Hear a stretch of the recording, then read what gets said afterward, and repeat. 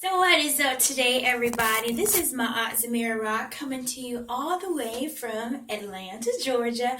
Right now we are actually on a little lunch break attending Kabbalah and the Secrets of the Tree of Life.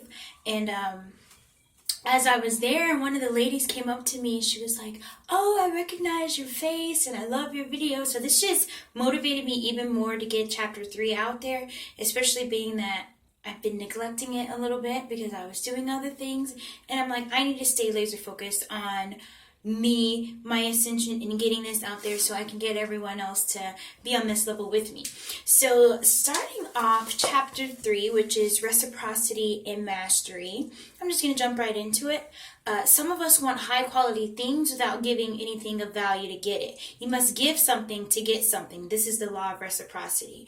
So let's say you are trying to manifest your husband in your life, but in the meantime you are still lingering and holding on to that ex you must have had, and you can't even fully let them go. How do you expect the universe to send you, your ideal man, your ideal mate, when you can't even let go and master the aspect of not even clinging on or feeling attached or like you need to have another person with you? You haven't even mastered self yet. You can't even be a master of seclusion sometimes. That's not necessary all the time, but I feel like once you've mastered yourself, and you understand every aspect of yourself, then you can get that gift of your mate or whatever else you're trying to manifest.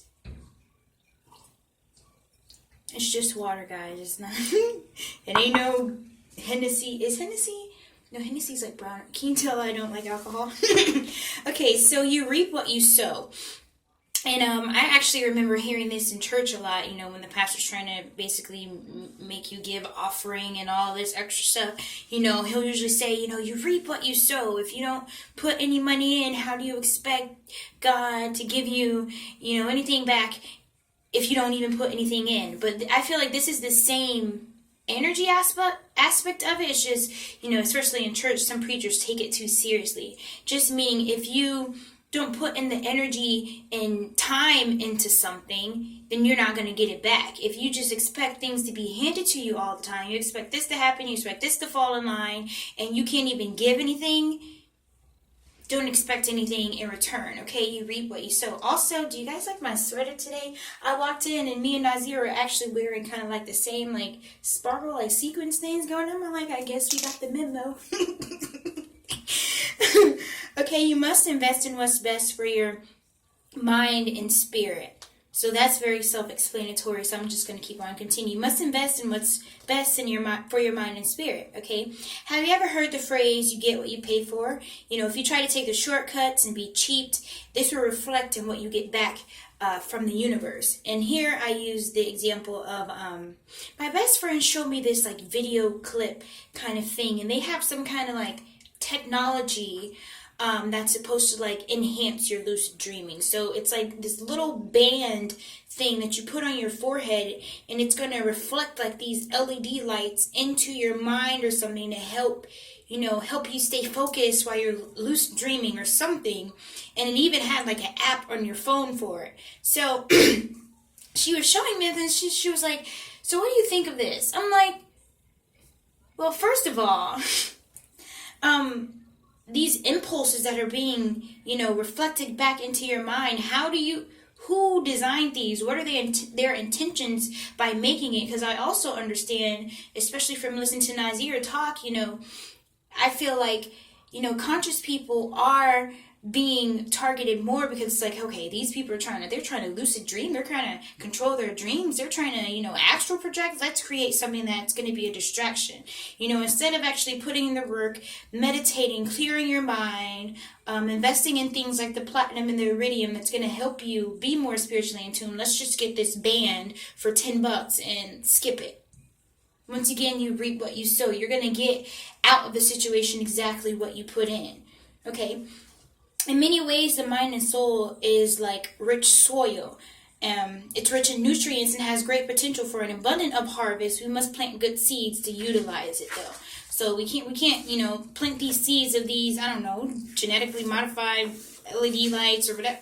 It was just really weird. And I was looking at it and I was like, I hope people aren't actually like, I don't understand, because the mind is so sensitive, and it's like these days, especially with music and everything, people aren't being mindful of what they're putting in and not understanding that this is going to reflect back out. Okay, the seeds we plant are aspirants, goals, and intent. The process of sowing is investments, and the harvest is the joyful manifestation of our intent. So, once we went ahead and planted that seed, once we invested in time and sowing, then we have this beautiful, and we have this joy of the manifestation and the things that we've manifested. So that's exactly what that was saying. After you've put in that work, you've put in that time, you put in that effort, and then you get what you've been asking for, it's joyful. You feel happy. One of my things is that, first of all, I'm in Atlanta right now. I put in the work of, like when he did the video contest, following the rules, doing the video contest, staying focused, knowing and understanding that I was going to be here. And hey, I'm sipping my alkaline water in the Marriott.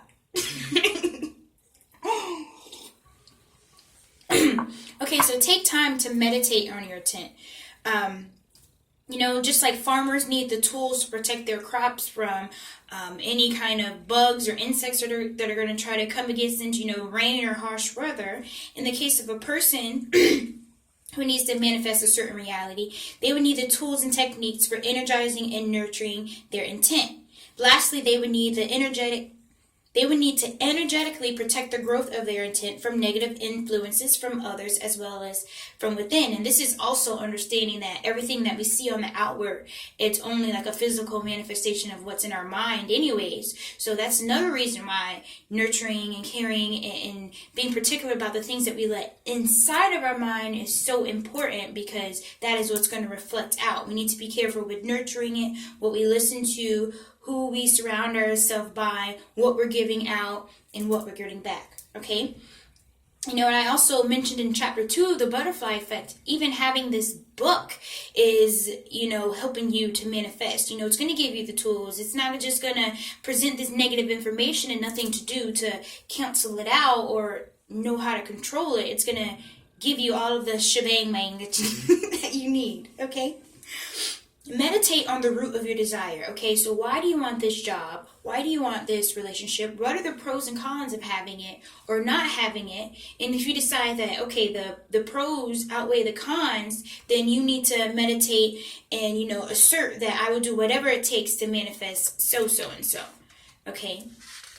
And if you're going to say it, say it with conviction and understanding that you are going to do whatever it takes, and you're not just, you're just saying it, because there is power in your words. So, don't be dishonest with yourself, okay?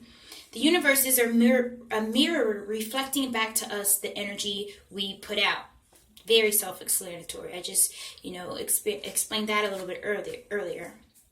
Okay, another aspect of law of reciprocity is what goes around comes back around. Just like karma, just like the phases of the moon. I actually have this tattoo here of the crescent moon. Here it means for me, literally what goes around comes back around. The energy that I put out is going to be the energy that comes back within me, also as above, so below. Everything is always in a constant cycle, and it's never ending. And, it's lessons to be learned within this, What goes around comes back around. It's also like the law of reciprocity. Okay, the wonderful thing about this law is that we can easily use it to benefit ourselves, creating beautiful environments around us based on the energy we put out. So if you know that you're living a good and honest and truthful life, and you know that you are doing this, you know that constantly you're putting out these positive energies, constantly you're consciously putting out these positive energies to yourself and to other people, then you know that you're only going to get that back. So, if you know that you're only going to get this back, you can live in this peace and you can live in this joy. And now you're using this law to benefit you in the positive way, but it also works in a negative. If you're constantly talking bad on people, if you're constantly trying to be deceitful, if you're constantly, cursing the world that we live in, it's going to continue to manifest itself in your life, okay? this also ties into the law of attraction, constantly putting out that positive energy. You're going to attract like-minded people. You're going to attract people who are vibrating on the same frequency as you. Example being at this event, just listen to the people talk and the comments that they're saying. It's very refreshing to me that we can even have open discussions like we've been having and not feel judged, not feel like somebody in the room is like looking at you crazy, because for the most part, we are all on the same frequency. Okay, so avoid the pitfalls of lusting for results. After that you've meditated on this, after you have your positive intentions, you've already asserted and confirmed. Don't constantly feel like, oh my God, I hope they were listening to me. I hope that this really works, because that you creating that worry is only going to work against you. Okay, moving forward, the law of mastery. The law of mastery states that the universe will give you what you want after you master what's already been given to you. So let's say you drive a hoopty. If you drive in a hoopty, you can't even keep your hoopty, keep oil in your car. You can't even keep gas in your car. You're basically letting it fall and let it become even worse. Yet you are trying to manifest this Benz. They're looking down at you like, if you don't go somewhere with that foolishness. Okay, the law of mastery is closely related to gratitude and love, because no matter how difficult the challenge, you can always look back on the experience with gratitude and love. And this kind of ties into my yoga. When I first started yoga, I was looking at some of these poses and like just I would look like, me? Can I get into that? And it's like I would just take it and understand that, first of all, yoga is more than just getting into a pose. It's also a state of meditation for me. So once I tuned in, aligned, usually before I do my yoga, I'll take the copper because it's good for like your joints and beauty and all that great stuff. But, I've gotten to a point where I can get in and out of some of these poses so effortlessly, and splits are easy for me, back bends, anything that I feel like I put my mind to and I tune into, I'm getting into it. And I always get this feeling of gratitude after I did something that I looked at originally. It was like, it's always nice surpassing any level of expectation that I had for myself. And gratitude all the way, man. Okay, next, just because you disagree with something doesn't mean that it should rob you of your peace. And here I wrote the example of, especially in the conscious community, understanding where we came from and where we are going, where we originated. I know a lot of people who have issues with interracial, couples. It's like, okay, you call yourself conscious and our ancestors, where we came from, where we're going. Yeah, you got you a white man by your side, or you got you a white woman, or you got you an Asian. Just because you don't agree with something, that doesn't mean every time you see an interracial couple that you should, oh my God, look at that. And then you look back at yourself, it's like, but you're single. So why are you're putting out that hate, and you're never going to be able to manifest your person because you hating on this couple just because they're interracial, Anyhow, moving forward. The hidden power of inner peace. Okay, that was the caption. I gotta make sure I'm staying on time. Okay, Zion is the inner ability to be at peace no matter what the external circumstance is. This does not mean that you agree with everything. It simply means you accept it unconditionally. Knowing and understanding that things happen in life. People are going to do bad things, events occur, and just unpleasant things are going to happen.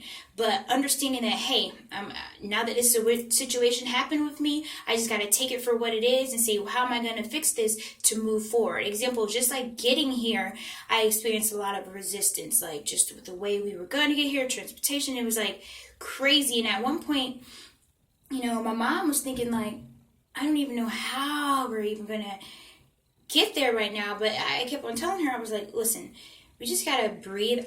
We're gonna be there. We don't know exactly how right now because things keep coming and falling through, and it's just crazy, but we're gonna be there. And we just had to breathe and understand this. And as I was reading forward and going along with this, I'm actually gonna pause it because I've got like a 15-minute interval on this.